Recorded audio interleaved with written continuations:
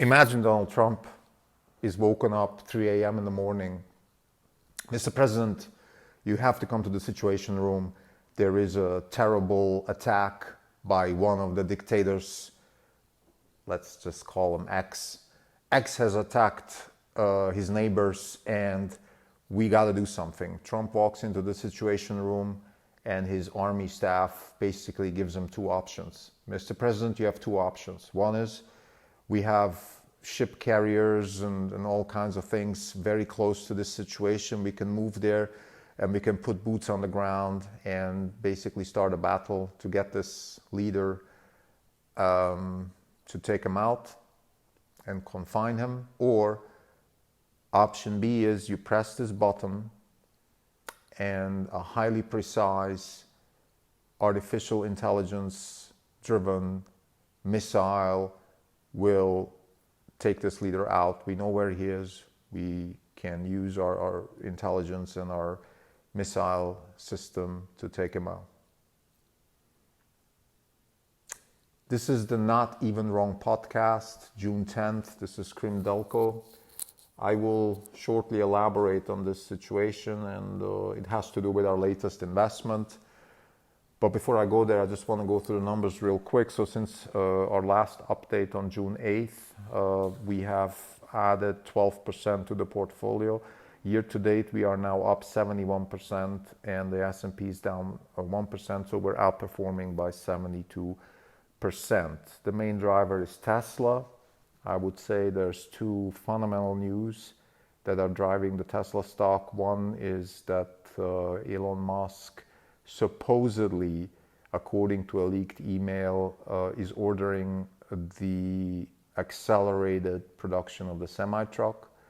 And I think the semi-truck is a very underappreciated product that Tesla should bring to the market and hopefully can bring to the market very quickly.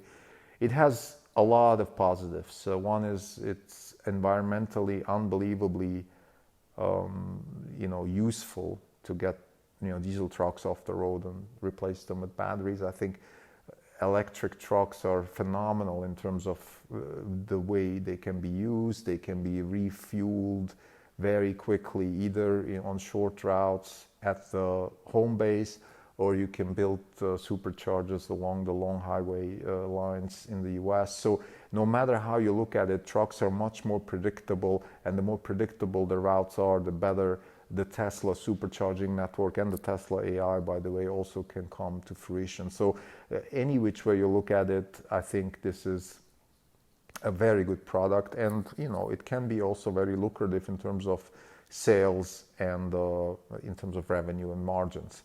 So I think Tesla management has on various occasions made clear that that is one of their sort of most liked projects, and now Musk has given the okay. I think it's also driven by the success of Nikola, which is a competitor that is primarily in hydrogen fueled trucks.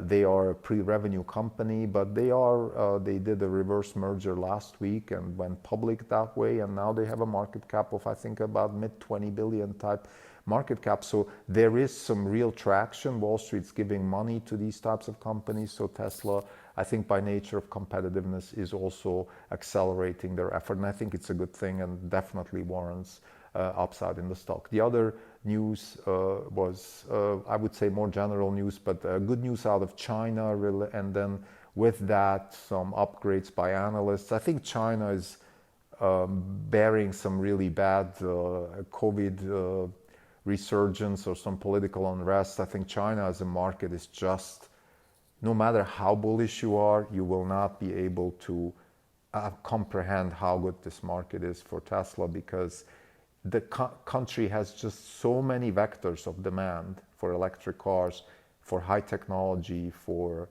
artificial intelligence, for just all the vectors that Tesla is playing in their car business. China is the perfect place to play that out, and we believe that it's really only a matter of execution, that if Tesla can execute there, they will be able to succeed in China and deliver very good results.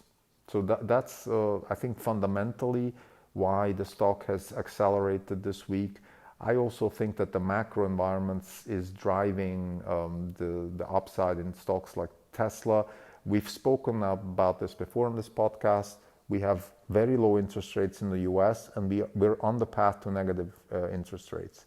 And if in an environment like that, and on top of that, we have trillions of dollars of stimulus, so that is just creating an enormous amount of demand for investment opportunities, and high growth stocks like Tesla are just the perfect vehicle to invest in. On top of that, by the way, there's also this ESG movement. ESG, I'm sorry. I will talk about this a bit later in another episode. But ESG, environmental, sustainable, and governance, I think that's what it stands for. It just means that large funds, large money managers are starting to select companies based on their environmental footprint, based on their sustainability footprint, and based on their governance footprint. And that Tesla, at least in some of these issues, falls perfectly into the bucket. Maybe the governance issues could be not as positive for Tesla, although I think even the corporate governance at Tesla is perfectly fine. So there is just a lot of demand for stocks like that, which is driving the upside.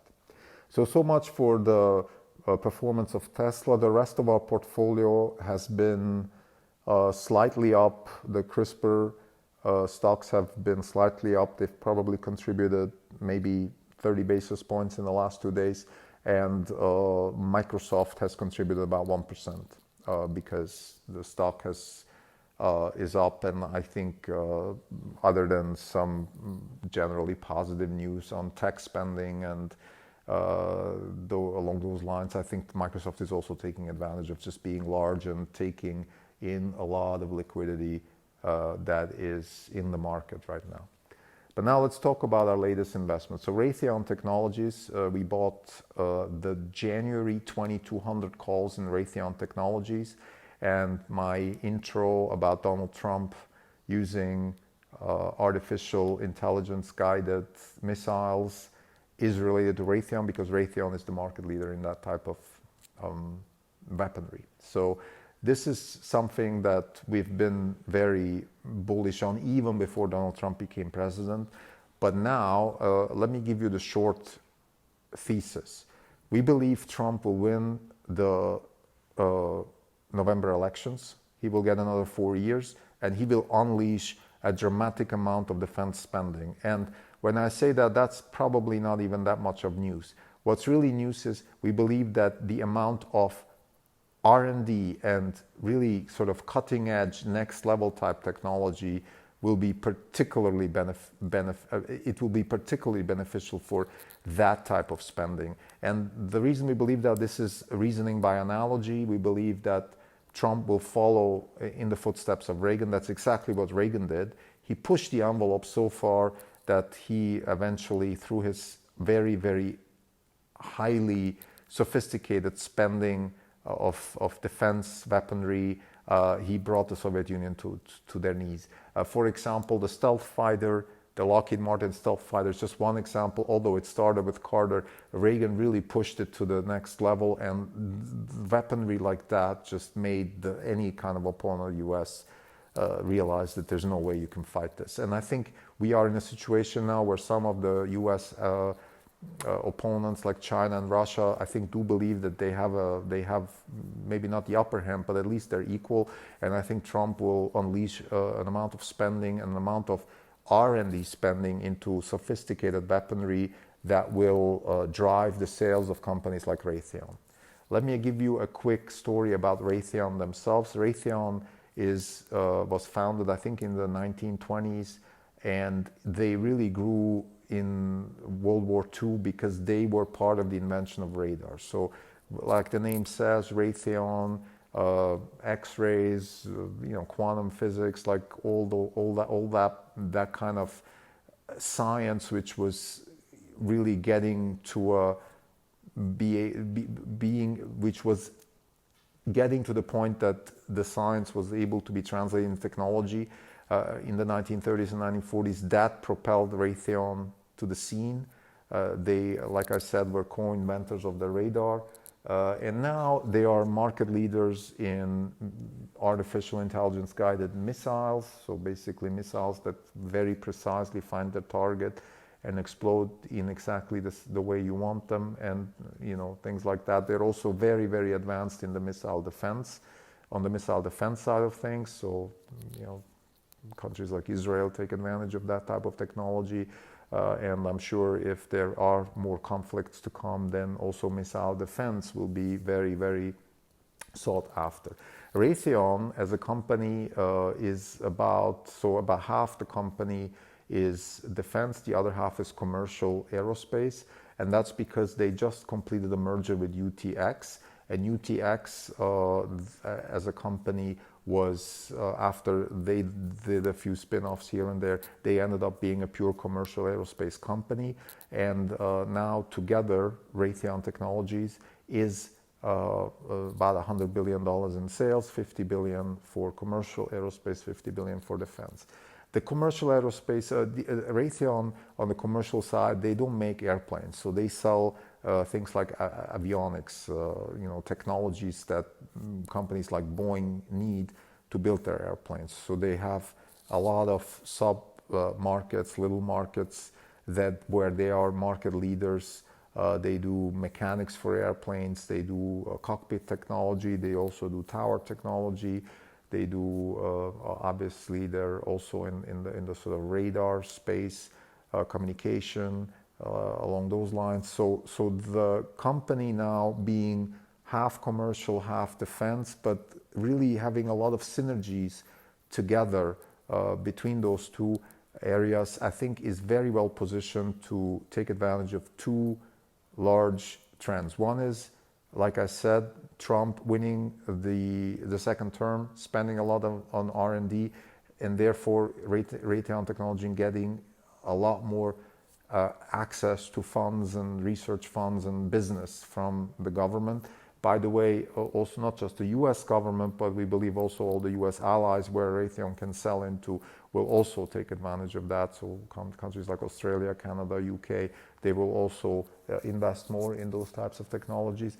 And then we have the other side, which is also something that I think the market is neglecting right now, and that is the commercial aerospace side of things, which is depressed right now. We believe there will be a V-shaped recovery in travel. I think people have had it with not traveling. For 3 months, they've been sort of deprived of moving around. I think we will see a V-shaped recovery, maybe not right now, maybe in a few months, but it will come. The demand for travel and air travel will be much higher than people expect, and that's part of the reason why we bought the 100 calls. The stock is around 70 now, 68, 69. So we believe that in the next 18 months, we will not just get to that strike, but also surpass that strike, and therefore we get the convexity that you get by owning long-term calls.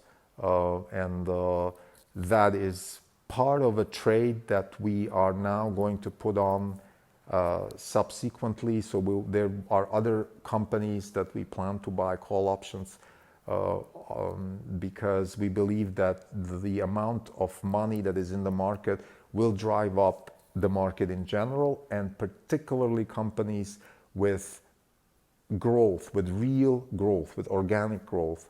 And Raytheon is one example. Thank you.